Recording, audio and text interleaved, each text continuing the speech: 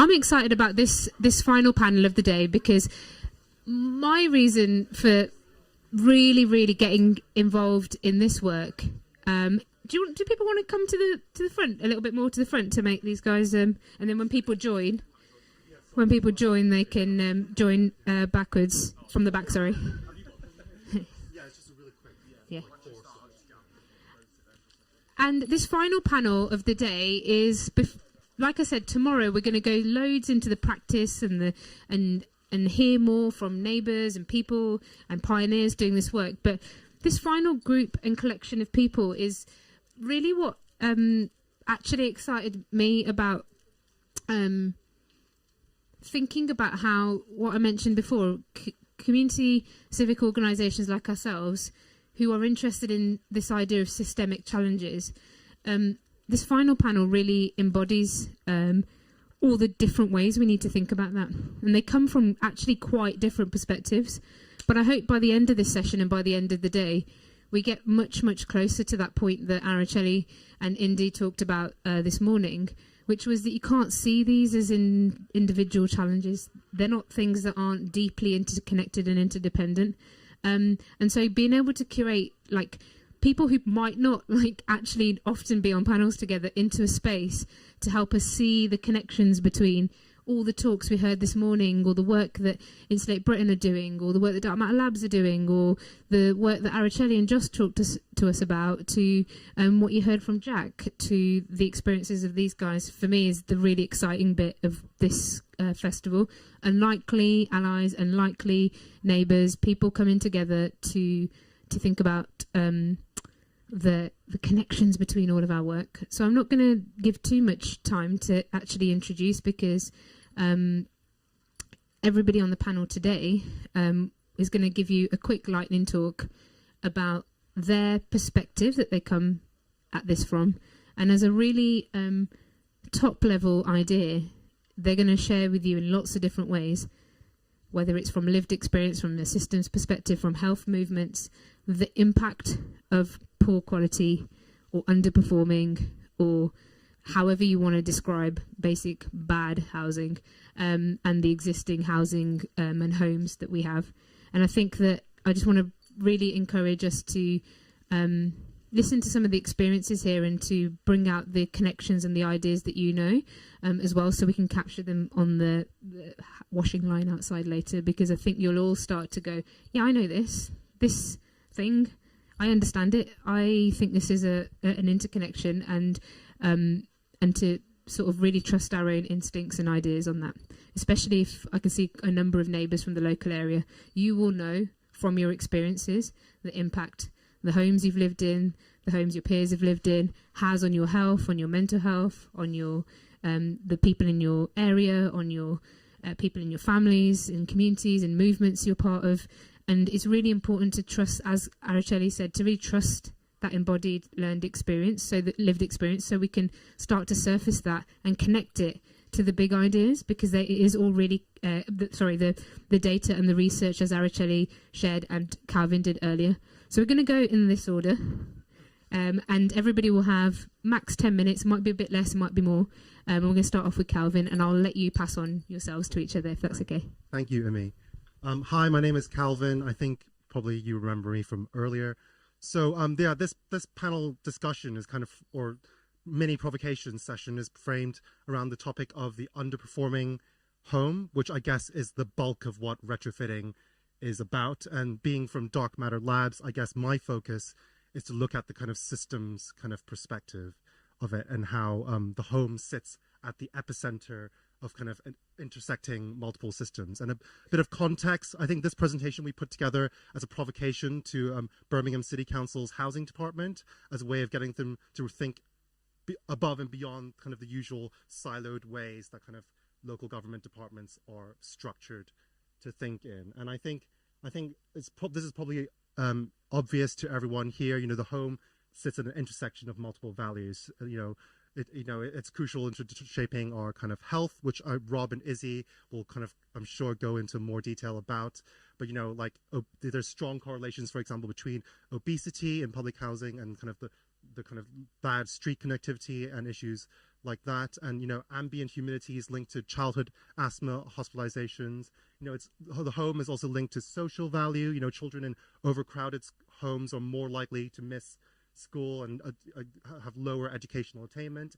It's linked to environmental value. As we heard from Sarah earlier, the home is responsible for 20% of our carbon emissions, and domestic gas boilers are also responsible for around 12% of nitrous oxide kind of pollution, and also economic value as well. Whether or not the neighborhood is walkable actually has a tangible effect on children's upward economic mobility. And the home with lots of working from home is also increasingly becoming our work environment, and that's going to affect our economic productivity.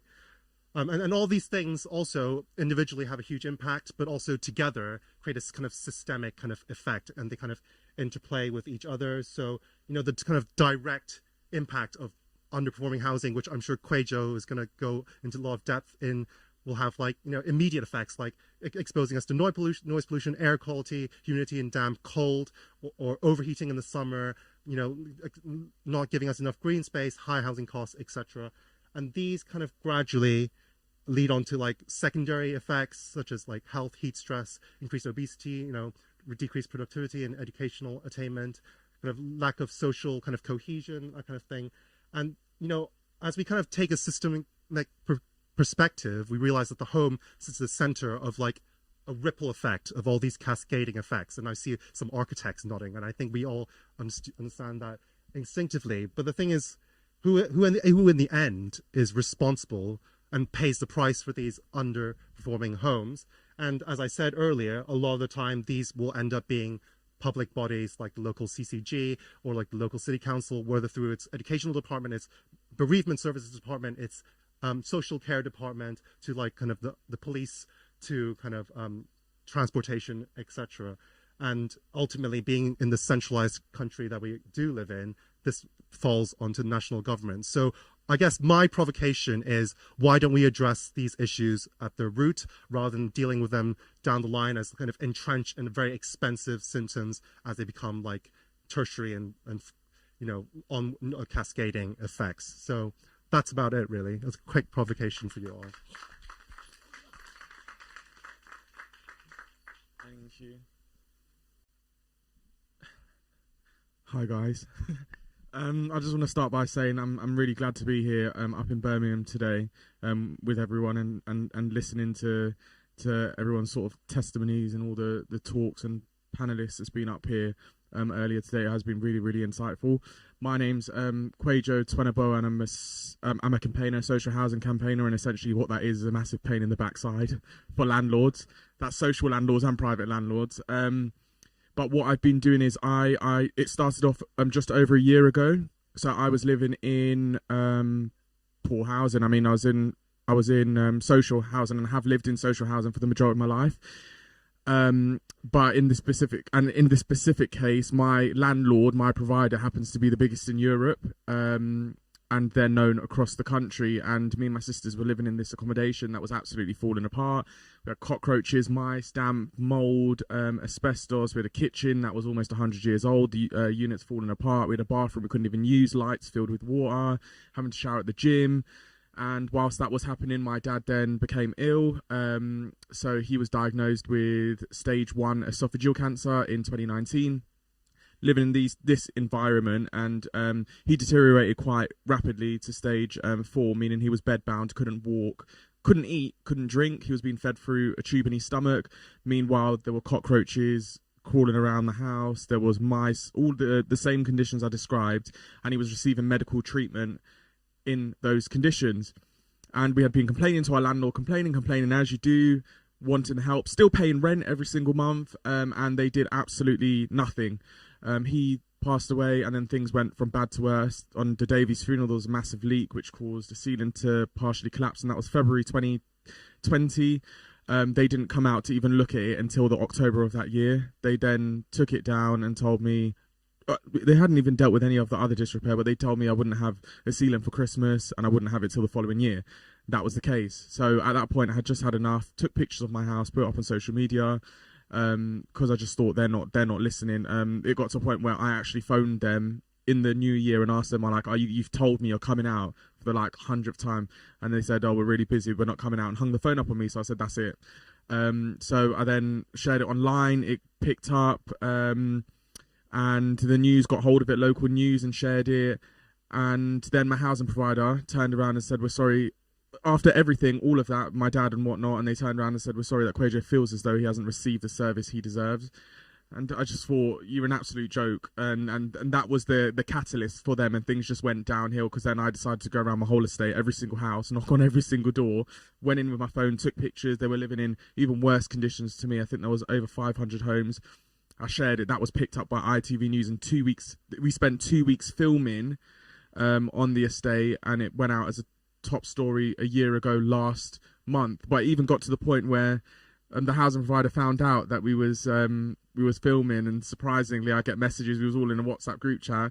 On the day we had finished filming, I got a text from the tenant saying, oh, the housing's come out to fix all my issues, they've knocked on my door, weirdly. And then I'll get in one by one all of the tenants telling me the same thing, but went out as a top story. And then I went around other estates, did the same in my local area, same housing provider. And then from there, I started getting messages from tenants across London, from different housing providers saying the same thing, and not just housing associations, but local authorities too.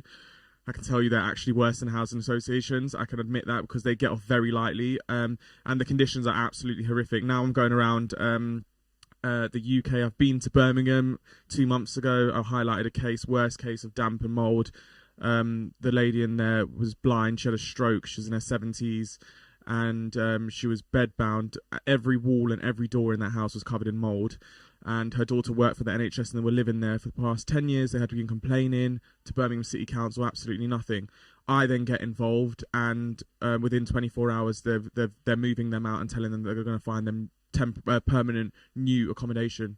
It shouldn't be like that, and that's the same with the work that I do now. So when I go in there, that's what happens. Tenants, I mean, the other day I highlighted a case, worst case of cockroaches that I had seen, and they had been complaining for 10 years. 10 years they had been complaining. I even left with cockroaches on me. It was that bad. The infestation was that bad. And 24 hours moved them out and put up a generic statement online, because thousands of people had seen it. But that shouldn't, absolutely shouldn't be the case. But it happens all too often. I mean, I'll describe some of the scenarios of tenants with cockroaches, damp, mould, mice. I didn't even know we had venomous spiders in this country, but we do, because I went to a house that was infested with hundreds of them.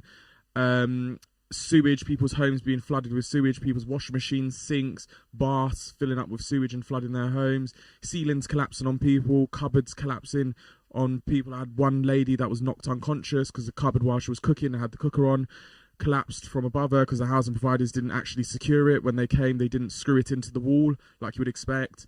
Collapsed on top of her, knocked her unconscious, and she woke up to all the food burnt. I'm surprised it didn't catch fire. But when I say people are dying in their homes, they quite literally are. I've spoken to tenants where they're dying of cancer, stage 4, like my dad, and it's happened time and time again. And they're whilst they're dying, they're also having to fight their housing providers for a decent level of living that we should all be entitled to. I mean, it's a human right, and it's a human right violation that's happening on a scale that people won't imagine. I mean, I've been doing this for a year now. It's been happening for the last 40 or 50 years. I've just happened to go into people's homes with a camera and make it public and share it with thousands, if not millions of people. And they've been aware this is going on. So that's essentially what I've been doing. But I'm so glad the conversation of housing is picking up, especially over the last year, and people really should be talking about it, whether you're in housing or not. And I had a conversation with Nikki earlier about this. There's this stigma, and I said it from last year. It's very much, I thought it was just a UK thing, but I think it's just a human being thing in a lot of cases, where everyone's about me, and it's very selfish. If it doesn't affect me, it's not my issue, it's not my problem. I don't have to deal with it. And it needs to go from that to we, because we really should be thinking of each other, whether it's housing or whether it's climate change. I've had people say to me, oh, we don't need to worry about climate change, we'll be dead anyway before it starts affecting anyone. And it's like, that's the problem. That's the problem there. You shouldn't have to be thinking about yourself. I didn't get paid for any of this. I was using my student loan to go out and do it. Why? Because I cared. And if the right people cared about these situations, we would not be in these situations. That's the problem, and that's where the foundations have to be built. No foundation can be built until people genuinely care and not just stick on their websites that they care about their tenants like all of these housing providers. But yeah, that's essentially what I do. Thank you.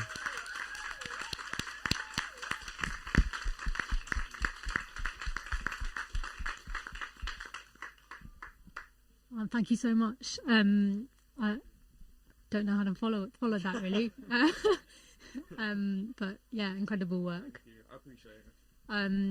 And yeah, I hope that you're able to kind of keep holding them to account, because it's so important. And sorry, so I'm Izzy Braithwaite. So I'm a public health doctor by background. I guess I'm sort of here to talk a bit about the health impacts, and I think like those stories and like your experience, the people that you've been talking to and their experience really shows what a health crisis we have in this country in terms of the impacts that housing is having on people's health. You can like hear from those stories that it's an acute crisis in terms of physical health impacts, from cold, from inability to, be warm enough in your home over winter, from the inability to breathe properly because of damp or mold, or because you've got pests infesting your home. Like, we know that we have some of the worst quality housing stock in Europe. So that's like one of the reasons why retrofitting is obviously so vital and so urgent in this country, much as it is globally. But we know that we've been neglecting that in this country, and we've got this very kind of leaky, poor quality housing stock that is in quite a state of disrepair. So that's, I think, like where we're starting from. And I know that when I used to be working as a doctor, I would see so many people whose health conditions were being really impacted by the situations that they were having at home in all sorts of different ways. And that sense of what can I do about this as a doctor beyond like write a letter, and I don't know how much the council's really going to pay attention to that letter, like what can you kind of do about that situation that feels quite kind of intractable for people, has kind of led me, I guess, to start moving in the direction of public health and trying to think about the connections between health and housing and the kind of root causes. And the mental health side of it, I think, is also really, really important in terms of what does it mean like to live in an overcrowded home? What does it mean not to have tenure security? What does it mean not to have kind of affordable housing? So it's this kind of whole picture that we probably need to be like thinking about, and the ways in which, if we can kind of properly think about that whole health picture, then actually there's huge benefits to be gained in terms of what improving our housing stock could mean for our health as a society and as communities. So like really improving people's well-being, really improving our quality of life, our ability to, contribute meaningfully to society, to be healthy for longer.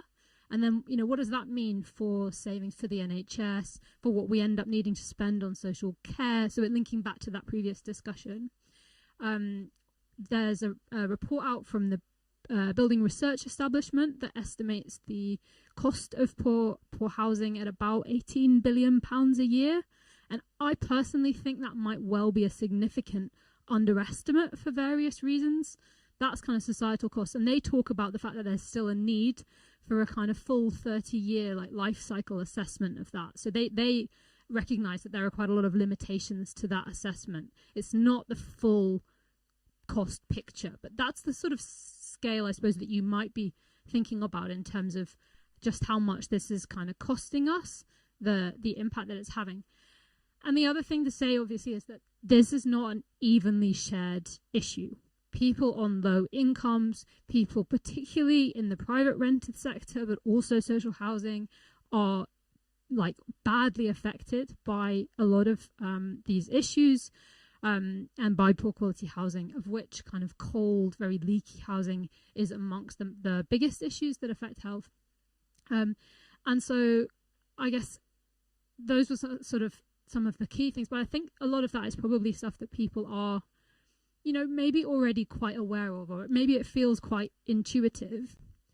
But the other bit of kind of provocation I think I wanted to just bring to the discussion is that I sometimes worry a bit that there can be a tendency, and I think it's been alluded to already in some of the discussions, there can be a bit of a tendency in policy spaces and for organizations like BAYS, for example, to want a kind of nice, neat, one-size-fits-all approach to retrofit. And we're going to have a big program, and it's going to be X thousand pounds per house, and this is how we're going to do it. And here's your kind of cookie-cutter approach, and go and let's train up all the installers, and they just do the same thing broadly for each house. Maybe it's a few different options. I have real concerns about that from a health point of view, and some of you who are architects and things may well share some of those concerns, and I think Indy alluded to some of those things as well in his talk. And that's because of this systems perspective, the fact that actually you need to think about the different things people are experiencing and being exposed to in their home environment. People spend on average 90% of their time indoors. Some people spend more than that, and some of the most vulnerable people. So that indoor environment's usually important. And if all that you focus on is making the building envelope as efficient as possible and as airtight as possible, then all you're going to do is make it really warm in the winter, but you're setting it up to trap all the pollution that you produce inside the home. And if you don't build in adequate capacity for ventilation, then you're not going to be helping people, particularly people that maybe smoke indoors and so on, to have clean air to protect their respiratory health. If they're in areas with radon, that's all sorts of lung cancer risk. So there's a lot of complexity within that, I think, for different kind of health reasons. In the summer, particularly in future years, you might be setting them up for significant summer overheating risk, and then energy bills around aircon and so on.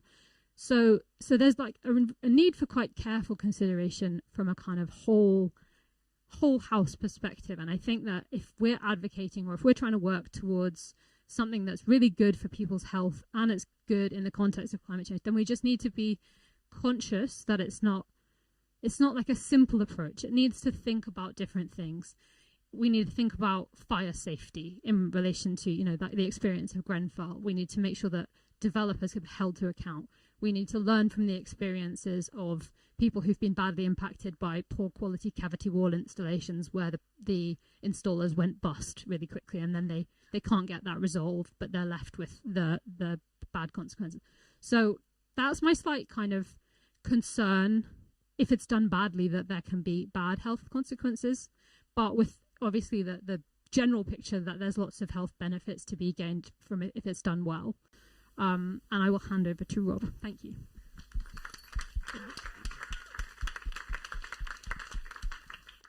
I'm not really sure how to follow both of you. I'm probably going to be very, very lightning speed through this. But hi, everyone. I'm Rob. I'm the climate and health campaigner at MedAct. And by background, what I've been doing most of the last decade is community organizing. I also studied social policy. I was a student in Swansea, and when I was living there, there's like many towns, there was a big problem with rogue shark landlords kind of prying on, vulnerable communities and also students, and had an incident where part of our boiler, basically our boiler fell off the wall, and there was basically just green mold behind it. And we've been living in this place for about 2 months at that point. The landlord comes around and goes, "Oh yeah, that's because you're drying your clothes inside." And that really can't have caused that. That is impossible. It got me interested in how this was affecting other students, and as a social policy student looking at housing, I went and did some research on, how many other students are experiencing this? There must be data on this. And I found, to my shock, that there was no data collected on the impact of fuel poverty on students, because the conditions of students was considered temporary, completely ignoring the fact that, if you're spending 4, even maybe 5 or even longer, how many years of your life living in those conditions, it can lead to health conditions that can really impact you. Side note, I have chronic sinusitis. I don't know exactly what caused it, but I can definitely tell you that living in those conditions for 4 or so years definitely didn't help. I'm going to talk a little bit more about, sorry. The point I forgot to make was that ended up bringing a motion for our Students' Union to the NUS at the time, basically mandating to do that research. And the research that we found that was then done in 2013 is we found that about 3/4 of respondents, students around the country, experienced fuel poverty. So the vast majority of students were experiencing it. And then follow-up research that was done more recently found that about half the student population in the UK basically live in conditions that they consider uncomfortable, to put it mildly. So this is just sort of like just one indication of one particular demographic in this country where the sort of official data on what, how they're being impacted is just completely ignored. And if you're thinking about, student population, a lot of student population, particularly at some of like the better funded universities are particularly, not necessarily the most worst off demographics. So, extrapolating, if that data is being overlooked, think about how deep the problem goes. So in my work at MedAct, I help coordinate our Health for a Green New Deal campaign, which basically is kind of trying to mobilize the health community to back, in policy terms, a just transition in the UK. And I'm going to talk a little bit about a report that we published last year that kind of calls for a bunch of different demands. But what kind of was the impetus behind this work? Even just before the pandemic, there was a report that was released by Michael Marmot, who's, if you don't know him, he's quite a well-renowned public health researcher, and his team, they basically showed that they did this sort of assessment of health inequities in England over a 10-year period from 2010 to 2020, and they found that not only had like life expectancy and health outcomes stalled, but in some places they'd even reversed, and this was just being exacerbated among every single sort of division in society you can imagine, regional, racial, gender, and everything. And that kind of set the scene for the pandemic and the outcomes that we saw. And something that really interested us at the time was the way in which there was clearly a need to have an intersectional approach. And that's why I've been really happy to sit in this tent all day and listen to people who are also talking about the need to address the whole picture and not just one element alone. So this is what led us to author and publish the public health case for a Green New Deal. So in case you don't know what the Green New Deal is, the Green New Deal is basically, it's a 10-year social policy plan looking at energy, housing, public services, creating jobs. And the aim is to mobilize the economy and political structures to basically bring about a rapid and just transition to a zero carbon society. And we fundamentally believe that not only is this like a Green New Deal, but fundamentally this is a public health New Deal as well. There's been a lot of discussion today about how we do need to discuss the intricacies of how things are operated and how we reach certain outcomes. And I guess one provocation, if that's the word we're using, provocation, cool, that I would offer on that front is that I think those discussions are really important. We need to figure out how we do things properly. I'd also say that we shouldn't let ourselves get too lost in the woods that we forget about the immediate things and the things that could be done with the right political willpower in the here and now. So, like, for example, I'm going to just pull out one demand relating, on housing that we highlighted in our briefing, which came from the New Economics Foundation. They found a couple of years ago that over the course of one parliamentary session, an investment of £34.7 billion could be used to do whole house retrofitting of about 8.7 million households, and with indirect and direct job creation taken into account, could create around 220,000 jobs over that same course, that parliamentary session. And of course, we need to take these other provocations, like doing it in the right way, not just one cookie cutter approach that misses out lots of things. We need to take that onto account. But at the same time, let's not lose sight of the fact that we can have a rapid transition. We shouldn't just be resigned to the idea this is going to be a really long thing that's just going to, because if we resign ourselves to that, we have lost. If you read the IPCC report earlier that was released earlier this year, we do not have much time left, but we shouldn't let that urgency scare us from the task at hand either. because the truth is that we can achieve a lot of radical change with the right political willpower. And on that note, I want to talk a little bit about why we organize the health movement. You know, we organize the health movement and the health workers and health community on the one hand because you know, they're trusted professional voices that, you know, the public recognizes, and they provide impartial, objective facts that speak to like the issues directly. At the same time, when we're thinking about, you know, the stress and the burdens we're seeing on the NHS for health workers and many people working in hospitals, this is also a workers' rights issue. Some of the sort of mental and physical strain that's been put on the health community itself, especially during the pandemic, is something that's taking its toll. We're seeing mass burnouts. We're seeing medical students dropping out. We're seeing all these things, and that's terrible because we've got, you know, staffing gaps that need to be filled at the same time. So, you know, I think one perspective we sometimes lose sight of is the fact that actually, you know, health professionals are almost seen as like a class above, but actually we're all one. And actually, in many ways, you know, there is like a tradition of like small L labor struggles that kind of the work that the health community is doing kind of sits within. And that's, I'm going to end on this point, but that's like the other provocation I kind of wanted to bring. I'm guessing I'm taking liberties bringing more than one provocation, but the other provocation I wanted to bring was that I've heard a lot of discussion here today about, you know, there's so many discussions we need to have and these new lexicons that we need to figure out and these new things we do. I think that's great. We do need to figure out the new answers, but at the same time, we should also not lose sight of the histories that we sit within. And, you know, I could talk about the whole world. I don't have time to talk about the global picture right now, but if, you know, if I'm going to narrow it down to the UK, like, you know, for example, my grandma grew up in the Jewish refugee community in East London in Whitechapel in the 1930s and 40s. And at the time, they had this big problem with the British Union of Fascists, who were trying to divide the Irish immigrant community and the Jewish refugee immigrant community. And the struggle that actually ended up rooting, it wasn't the Battle of Cable Street, some people might remember, it wasn't just that alone. It was actually the tenants' rights organizing and fighting for better housing conditions that brought Irish, Jewish and other families and other communities together. That was the thing that united those communities, because once they saw the commonality in their struggles and how they saw themselves actually all as, well, working class, it's the thing that brought them together. And I think that history of those trade union struggles, those small L labor movement struggles, there's so much there in terms of like how communities can have autonomy, how that can scale up to mass national program that's coordinated on the state level, because we do need to mobilize the full force of the state if we want to achieve the things we want to achieve. We can't lose sight of that. There are a lot of answers already there in our history that are ready to just be used. Thank you.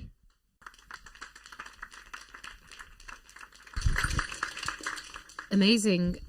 Lots of more perspectives for you this early evening.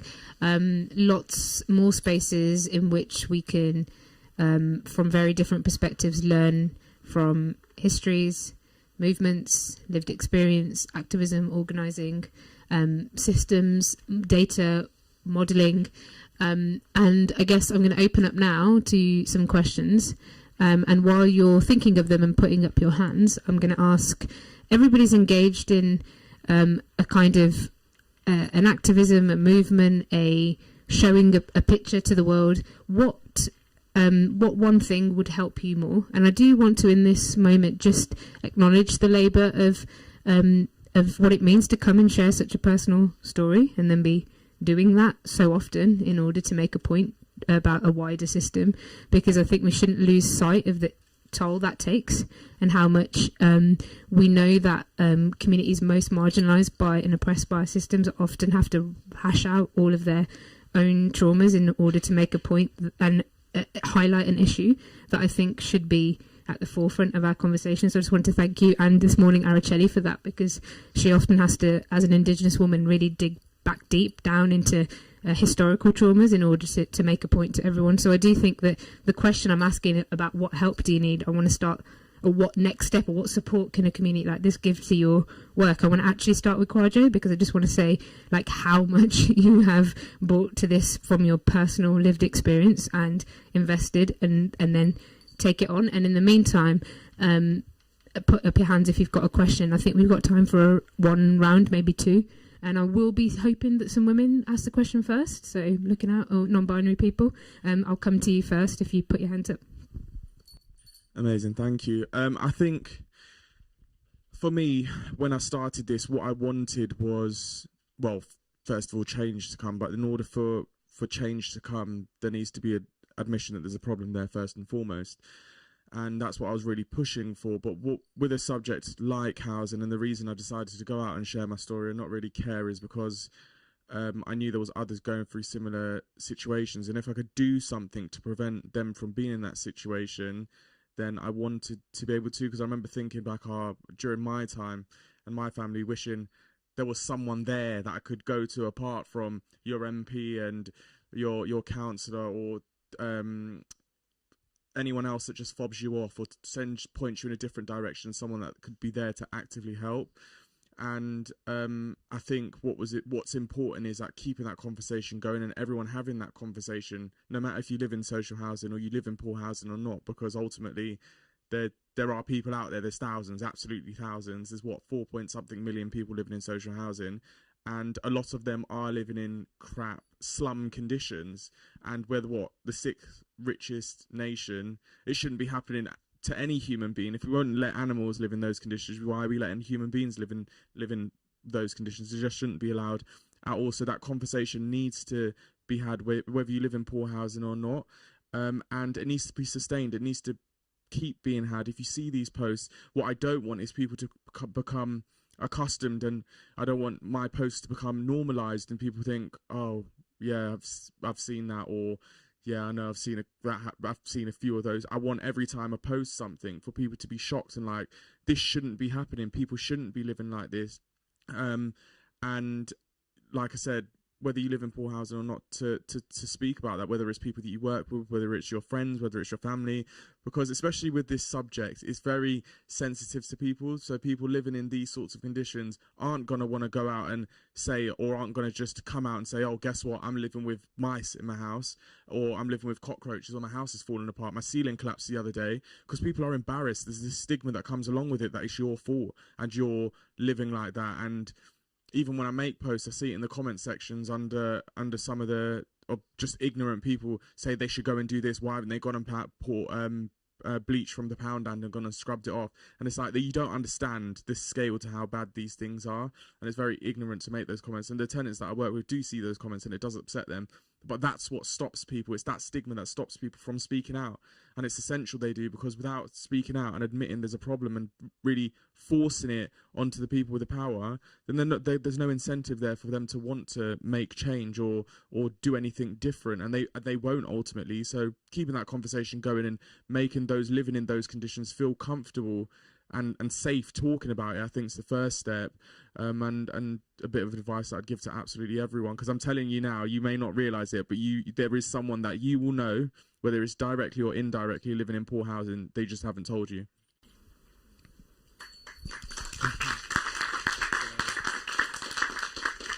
Calvin, as someone who's always working with data and starting to paint new pictures of how we can think about these challenges, what, from a community like this and those watching all over, what support does someone like you need? I would actually push back against that and say it's not about the data, but to echo what Rob was saying, I think what I need to support what I'm doing is political will.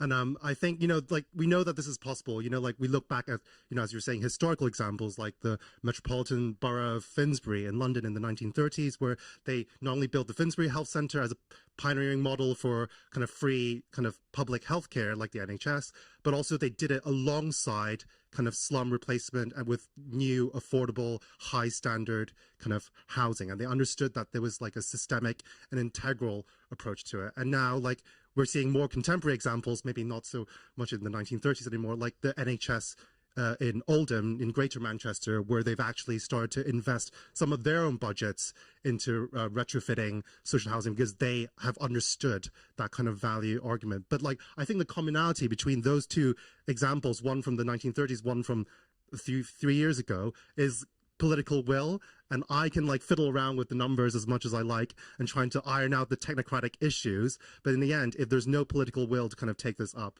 then it's not going to go anywhere. And I think that those and part of the way we generate that political will from a grassroots level is the kind of community engagement work, is the kind of activism work that we heard about earlier. And I would just say, keep on going. Yeah. Okay, from the health movement perspective, what support do you guys need? Really keen to connect with others working on this from different angles, I think is one thing. Would really echo the point about kind of political will on this. I think obviously it's a huge challenge that needs to be tackled from so many different angles, and will need a sustained response over many years with lots of investment from different sources. I think we obviously heard that in the previous session. On the kind of NHS investment point, I think there is something there, and what Manchester has that most of the country doesn't is devolution, and so there's a significant advantage they have in that they can make the investments and then the savings align, and that, like, they have a way of making that join up that most of the country doesn't, and the Treasury could do that but doesn't for this kind of issue at a national level, which is frustrating. But basically most of the NHS kind of can't do that, because if it were to invest it, it doesn't work as well if you don't have devolution. So there's something there about whether we push for more devolution or whether we kind of start to recognise that making the health spending work on this needs a change of structures. So some more thinking with others about that, I think, would be great. I don't think I have anything really to add on top of that. I think Izzy's covered that all. I think if I can offer like what do we need from like I guess a third sector charity perspective, if that's okay. I would say for anyone here who's working in the third sector or the charity sector, the voluntary sector, whatever you want to call it, I think we need to recognise our own position in this, because there's been a lot of discussion about democracy today, and like I don't think we can't lose sight of the Tory government and their kind of ideology. Part of their ideology we should never forget is outsourcing social services and social responsibility, and if you remember David Cameron's big society thing from about 10 years ago, which has kind of been bubbling on the surface and reiterated in different ways ever since. They saw the voluntary sector, the charity sector, as kind of like replacing a lot of the social services they wanted to defund, basically, as part of austerity. And I think that poses a challenge to us, right? That there's lots of amazing work we're doing, lots of amazing projects we're doing, but isolated and on their own and not part of like a bigger coordinated picture, I think we need to ask ourselves, who could we accidentally end up serving if we're not very careful? I hope that's not too vague. Absolutely. So we've got devolution, we've got seeing these as joined up issues, we've got returning the dignity and nobility to people who are living with such shame and in such terrible conditions, and the actual support that people like Kwajo need in not becoming just desensitized to the scale of the challenge and the political will. So I am going to prioritise any women or non-binary people who ask a question, but we've got time for two. So if you stick your hands up, I'll come to you first.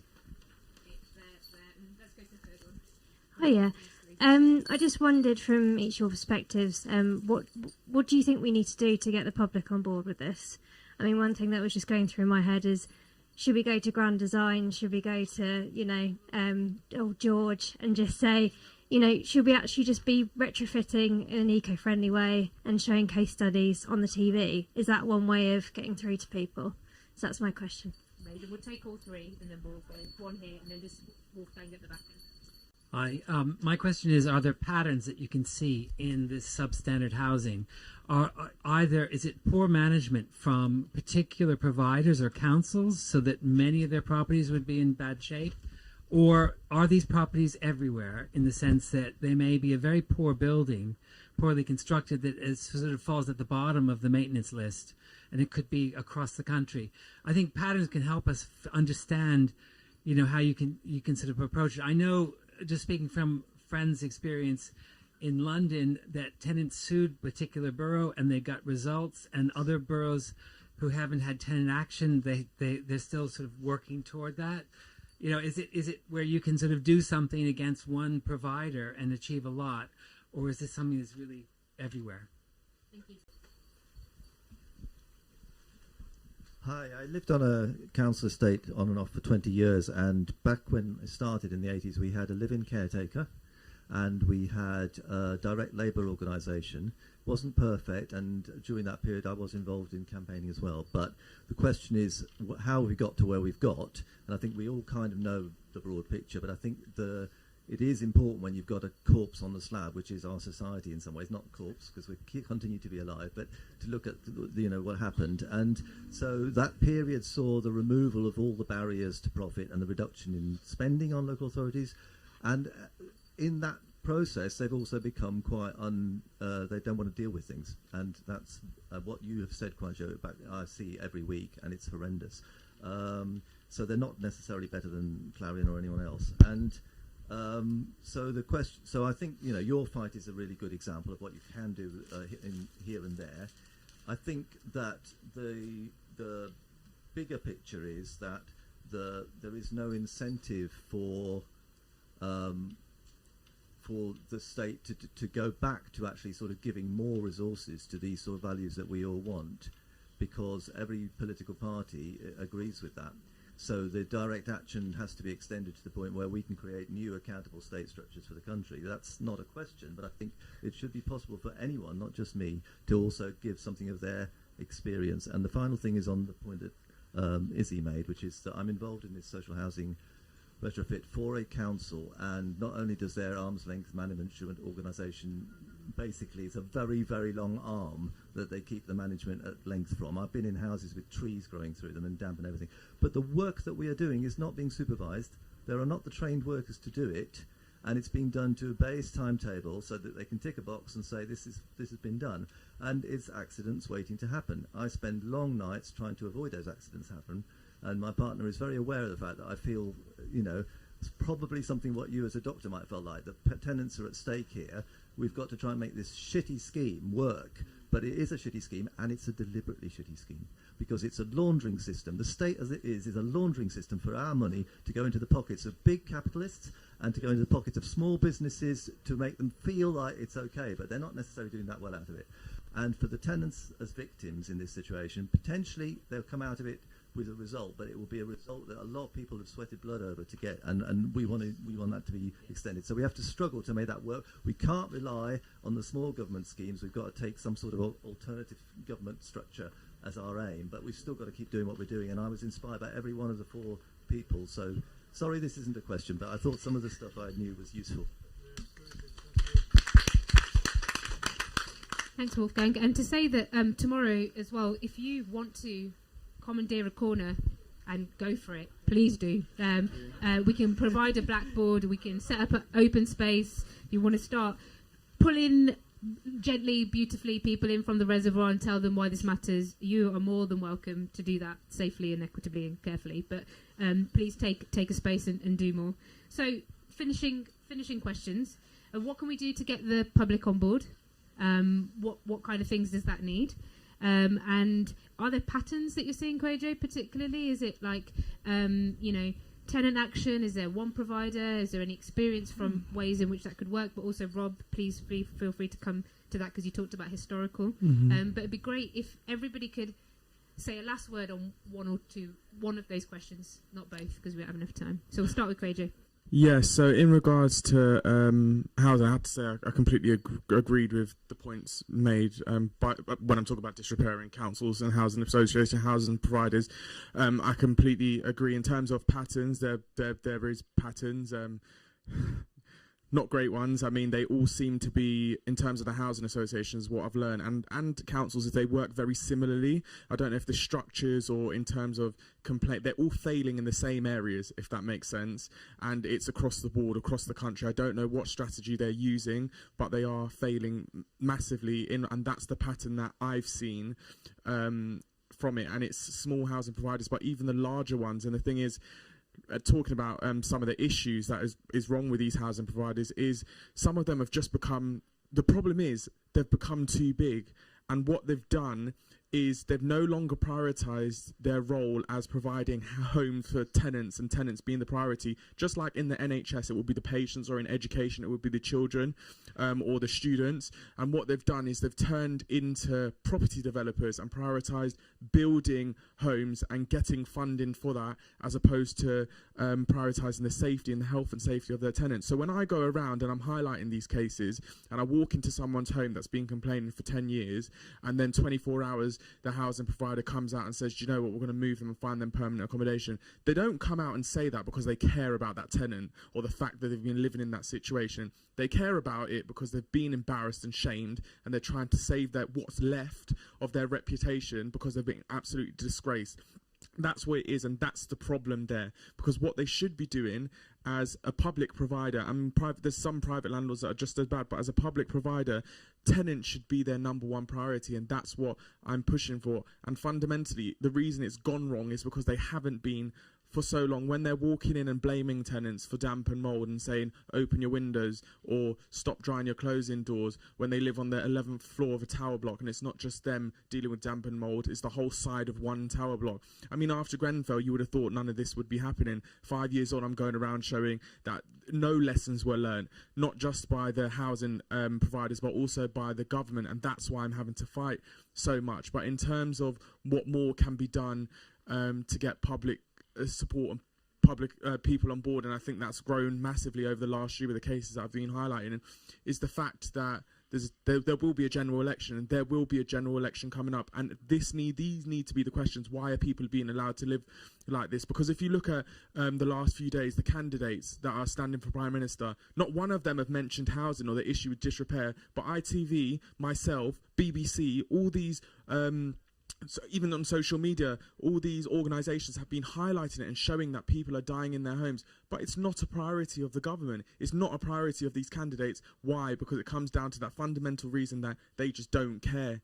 And if it doesn't affect them, it's not their problem. And it should be a priority. Because if this was the NHS and this was happening in the NHS, people will be struck off, they will lose their job, and they won't be allowed to work in that industry ever again. It's not the same with housing. And it's sad.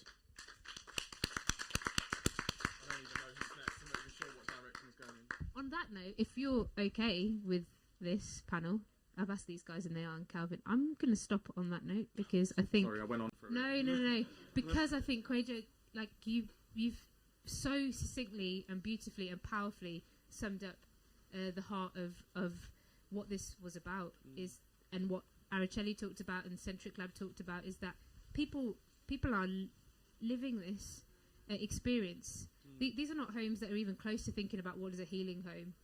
There's no nobility and dignity in talking about, for people to admit the state that they're living in, the way that they are being demonized and shamed, and the challenge is being individualized as if people haven't done enough. And the way that a big part of this story about how we get the public on board is that we have to all see our role and stake in this, and everybody from their position will have a different vantage point, right? Kwajo is organising so powerfully from a devastating lived experience of this, and we as people not experiencing those, if you don't experience those real lived experiences, have a real responsibility to amplify and support that. Others will have it from the perspective of having an example of how you can do it so beautifully, that many of us will do it from many, many different points, from small p politics, big P politics, from organising to labour movements to creativity, the arts, to organising, to convening, to narratives, to storytelling, to big picture, to demonstrators, to arts and creativity.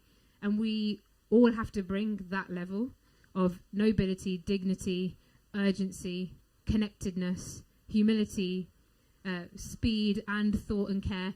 We have that responsibility to start forging the connections between us all and moving those forward, in holding those in power to account, for pushing for new models, new innovations, but also to make sure that we really understand that at the heart of this is not only a human rights, nobility, dignity, disgraceful situation for so many people in this country, for the impending energy crisis, and the crisis and bills and fuel poverty that's already on us in the 6th richest country in the world, but also, as we heard this morning, to make sure that it doesn't just stop with, it's not my problem now, or I'll probably be dead by the time any of this really gets serious, and to make sure that we are centering that first talk, which is, this is our children, their children, and as Melissa said, 100, 200,000 years into the future, the legacies and the connections and the stories that we tell and the work we do will have an impact on what happens next. So on that note, I'm actually going to close the day by saying thank you to everybody, because I hope you'll all agree, from Insulate Britain to Kwajo's movements, to the role of data, research, politics, the health system, to big pictures, to the work of Melissa Mean, to everybody who's talked today, and to those neighbours who I've seen and I've chatted to, there really is a role for every single one of us. We have all the tools, we have all the energy. So many of the things we need technically are already there. Apparently there's enough money, just poorly organised. And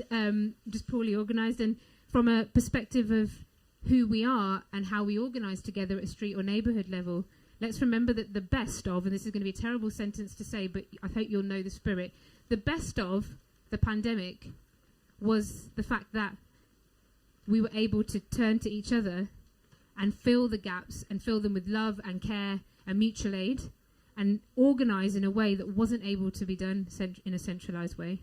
That street by street, WhatsApp group by WhatsApp group, neighbourhood by neighbourhood, we were able to fill the gaps in a crisis that weren't able to be filled or were not being fulfilled by a centralised top-down approach. And even with the vaccination programme, when it came to it actually getting delivered, it was still volunteers working with the NHS. It was still the rugby club supporting Get Mine and making sure those thousands of people got through the door.